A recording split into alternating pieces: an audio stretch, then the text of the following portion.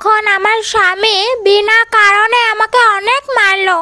গ্রামের কেউ আমাকে বাঁচাতে আসেনি।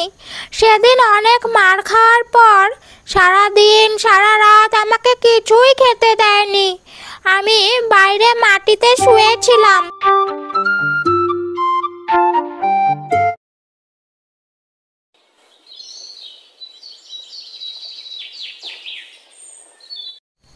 বাহ, আমগুলো তো অনেক মিষ্টি। ভালোই হয়েছে। গাছে বসে বসে আম খাবো, আর রাস্তা দিয়ে যে যাবে তার মাথায় আটি ছুঁড়ে মারবো। ওই তো একটা ছেলে আসছে, ওর মাথাতেই আটিটা ছুঁড়ে মারি। হি হি হি হি।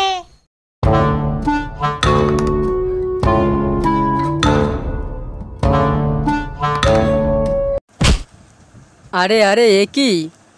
কে আমার মাথায় আটি ছুঁড়ে মারলো? এখানে তো কেউ নেই, পালাই এখান থেকে। কেমন লাগে? আম গাছে থাকতো এক শাকচুন্নি। সে গাছে বসে বসে আম খেত, আর আম গাছের নিচ দিয়ে যেই যেত তাকেই আটি ছুঁড়ে মারত। তারপর একদিন সবাই মিলে গ্রামের প্রধানের কাছে গিয়ে এই সব ঘটনা খুলে বলল। আপনাদের কথা শুনে তো আমি নিজেই অবাক হচ্ছি। এর কোনো সমাধান তো খুঁজে পাচ্ছি না। আমার তো মনে হয় ওই আম গাছে ভূত অথবা শাকচুন্নি আছে।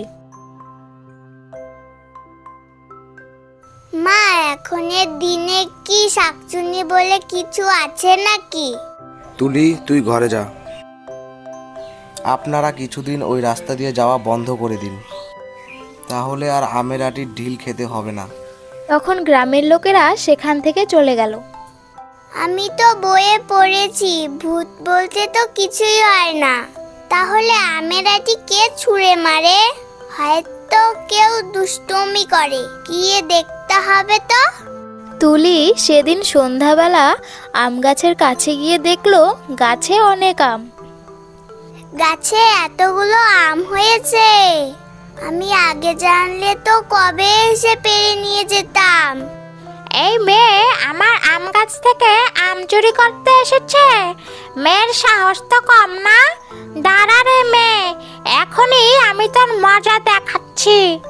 শাকচুন্নি তুলির মাথায় একটি আটি ছুঁড়ে মারে। উফ, কে আমার মাথায় আটি ছুঁড়ে মারলো? আমি একটা বাচ্চা মেয়ে, আমাকে দেখে কি একটুও মায়া হলো না? এই কথা শোনার পর শাকচুন্নির মন গলে গেল। মেয়েটা এমন কথা বলল, ইস সত্যি তো, বাচ্চা মেয়েটার মাথায় আটি ছোড়া আমার উচিত হয়নি।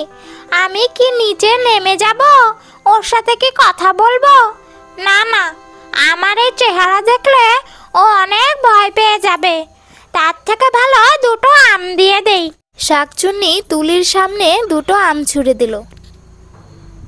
কি, আমি এই কথাটা বলতেই দুটো আম পড়লো? এই গাছে যে আছে সে নিশ্চয়ই খুব ভালো মনের মানুষ। আমি আজকে দুটো আম নিয়ে বাড়ি যাই, রাত হয়ে আসছে।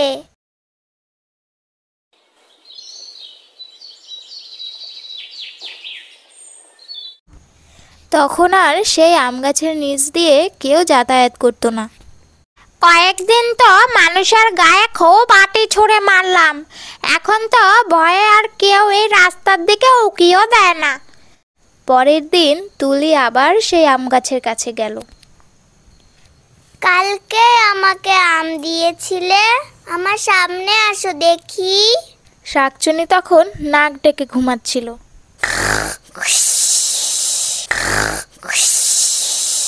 আমাকে কেউ কি কিছু বললো?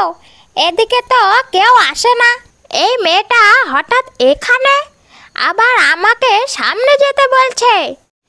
শাকচুন্নি গাছ থেকে এক লাফ দিয়ে তুলির সামনে গিয়ে দাঁড়ালো। তুমি শাকচুন্নি? আমি তো ভাবছিলাম কেউ আমার সাথে দুষ্টুমি করছে। কি হলো? আমাকে দেখার তো খুব ইচ্ছে ছিল, এখন কি ভয় পেলি নাকি? তো লাগবেই, কিন্তু আমার এমন কেন মনে হচ্ছে? তোমার মনটা অনেক ভালো, কিন্তু তুমি গ্রামের লোকেদের গায়ে আটি ছুঁড়ে ওদেরকে ভয় দেখাও কেন? আমি নিজে শান্তিতে বাঁচতে পারিনি, তাই আমি মানুষদের অত্যাচার করি। তুমি শান্তিতে বাঁচতে পারোনি মানে? কি হয়েছিল তোমার সাথে আমাকে বলো। এই আম গাছের পাশেই একটা বাড়ি ছিল, আর আমি সেই বাড়ির বউ ছিলাম। মা, আমি বাড়ির সব কাজ করে দিয়েছি, এখন আর কি কাজ বাকি আছে বলুন, করে দিচ্ছি। মরণ জ্বালা, তোর ওই মুখখানাই আমার দেখতে মন চায় না। বাড়িতে তো তেমন কোনো কাজ নেই, শুধু গান্ডে পিণ্ডে গিলবে আর টই টই করে ঘুরবে। বাপের বাড়ি থেকে তো কিছুই দেয়নি, আপদ একটা তোর। জানো, তুমি তো সারাদিন বাড়িতে থাকো না, মা আমাকে সারাদিন অনেক কথা শোনায় আমার বাপের বাড়ি থেকে কিছু দিতে পারিনি বলে। মা তো ঠিক কথাই বলে, তুমি শুধু বসে বসে খাও আর আমার টাকাগুলো ধ্বংস করো। মা তো আমাকে বলে বাড়ির একটা কাজও তুমি করো না, সব মা করে। তুমি মরে গেলেও তো পারো। নিজের স্বামীর মুখে এই ধরনের কথা শুনে মনে অনেক আঘাত পেয়েছি, কিন্তু মুখ ফুটে কিছুই বলিনি। একদিন আমি রান্না শেষ করে সব বাসন নিয়ে পুকুর পাড়ে যাচ্ছিলাম। এই হতচ্ছাড়ি শুধু খাচ্ছে আর ঘুমাচ্ছে, কোনো চিন্তা ভাবনা তো নেই, শুধু পয়সা ধ্বংস করছে। আজকে দেখ তোর কি করি। আমার শাশুড়ি মা নিজেই মেঝেতে তেল ফেলে নাটক করেছিলেন। মা, ও মা, কি হয়েছে তোমার? তুমি পড়ে গেলে কি করে? তোর বউ আমার ভালো চায় না, ও চায় আমি যেন মরে যাই, তাই তো রান্নাঘরে তেল ফেলে রেখেছিল যাতে আমি সেখানে পা পিছলে পড়ে যাই। না, আমি মেঝেতে তেল ফেলে রাখিনি, আমি সত্যি বলছি।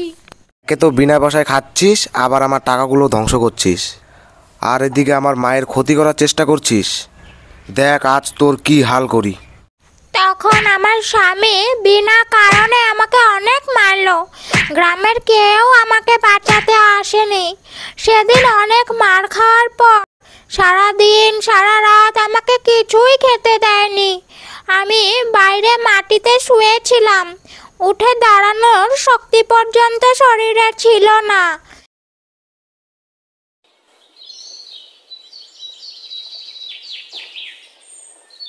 আর তার পরের দিন সকালে। কি রে, এখনো কি নাটক করবি? যা রান্না বসা, না হলে কালকের মতো আজকেও মার খাবি। কিন্তু আমার আত্মা আর সেই শরীরেই ছিল না। এত মার খাওয়ার পর কে বেঁচে থাকে বলো? তোমার জীবন সত্যি অনেক কষ্টের, কিন্তু গ্রামের অন্য লোকরা তো তোমার কোনো ক্ষতি করেনি, তাহলে তুমি ওদের কেন ভয় দেখাচ্ছ? তুমি ঠিকই বলেছ, এটা আমি অন্যায় করেছি, আমি চলে যাচ্ছি। হ্যাঁ, চলে যাও, তোমার আত্মার শান্তি কামনা করি। তারপর শাকচুনি আকাশে মিলিয়ে গেল, আর তুলি বাড়ি চলে আসলো। শাকচুন্নি চলে যাওয়ার পর থেকে সেই রাস্তা দিয়ে সবাই আবার আগের মতো যাতায়াত করা শুরু করলো। মিলি, রাস্তার ওই গাছটা থেকে কয়েকটা আম পেড়ে নিয়ে আয় তো। তুই না বলেছিলি আমের আচার খাবি? যা, আম নিয়ে আয়, আজকে আচার বানাবো। মিলি আম পাড়তে গিয়ে দেখে সেখানে শাকচুন্নির ভয় না থাকায় গ্রামের সকলে আম পাড়তে এসেছে। এত বড় বড় আম দেখে কার লোভ সামলায়? তো বন্ধুরা, আমাদের এই ভিডিওটি তোমাদের কেমন লেগেছে? ভিডিওটি ভালো লেগে থাকলে লাইক ও কমেন্ট করে দিও, আর এমন সুন্দর সুন্দর ভিডিও পেতে চ্যানেলটি সাবস্ক্রাইব করতে ভুলো না।